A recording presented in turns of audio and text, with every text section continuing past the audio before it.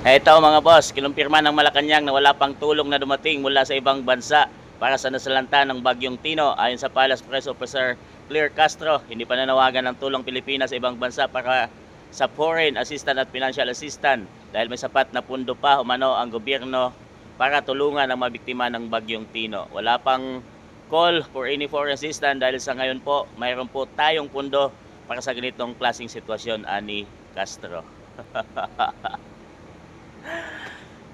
Hindi kailangan ng tulong o walang tumulong. Mga boss, yung mga kapitbahay nating bansa ay kusang tumutulong yan pagdating sa mga kalamidad. Kahit noon pa mang nakaraang mga administrasyong, mga nakaraang presidente, ay libo-libo yung tulong na dumadagsa pag ganitong mga kalamidad ang dumating sa Pilipinas.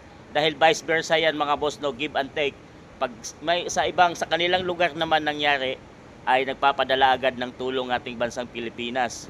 Ganon ang samahan ng magkakalapit at magkakapitbahay na bansa. Kahit pa yung mga malalayo, US, ay nagpapadala ng tulong yan mga boss. Lalo na sa ganitong sitwasyon. Pero ngayon mga boss ay wala nga dumating na tulong sa pamalaang PBBM. Alam mo bakit? Dahil mga boss, sa araw-araw na balita ng TV dyaryo sa ating bansang Pilipinas ay korupsyon ang mga balita.